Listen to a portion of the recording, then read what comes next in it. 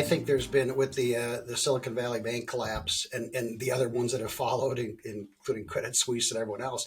I think there's been a reawakening. So when money's easy, there's been less bankruptcies. Business has been easier, and now with interest rates rising and banks kind of falling apart, you're seeing that trickle down into businesses as well. And so I think all of a sudden there's been a rude awakening in risk management in general. And I think one of the areas that we can do better on as a CFO and as a finance team and businesses in general is a counterparty risk. And that counterparty risk is any type of exposure we have to a counterparty. So we think of it as a receivable risk. So that's our counterparty is our customer, and we have receivables that we're not collecting, and that's our risk. And it really is way beyond that.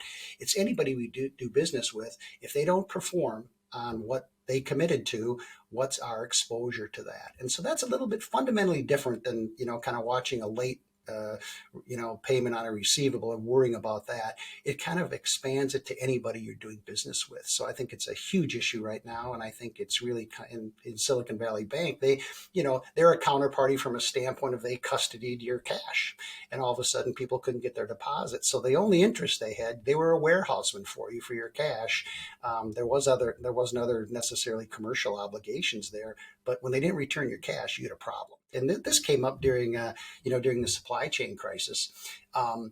Even third parties that you don't deal with, but service your customers or your vendors, you can have counterparty risk with them and not even know it. So that whole supply chain becomes huge. Anybody who you're asking or working with for services.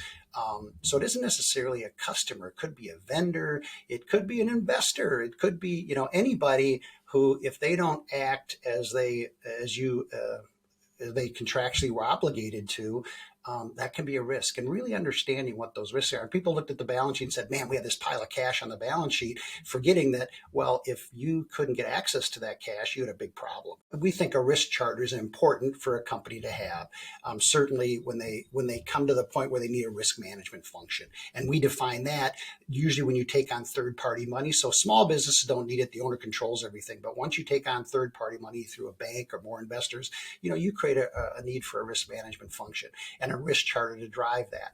And counterparty risk is often not looked at. An example in trading businesses frequently, and in fact, in any business has this component. It just happens to really stand out in trading businesses where your contracts have exposure. They may go up in value or down in value. And if that contract, there's a mark-to-market exposure. So trading businesses do this very well. Financial markets, they understand the counterparty risk from a standpoint of they know the equity in their contract. So that's a component of counterparty risk. If somebody doesn't perform on that, not only are you not getting the product, but you might not get it as cheap as it was 6 months ago when you entered the contract. So there's kind of double jeopardy in some of this counterparty risk that we really have to holistically, as you put it, have it centralized. And so I look at anybody we do business with, a good risk management system will have a list of counterparties and will have an understanding, certainly on your bigger exposures. Maybe, you can't necessarily look at the janitorial service and figure out, well, if they don't come in next week, is there a big risk there?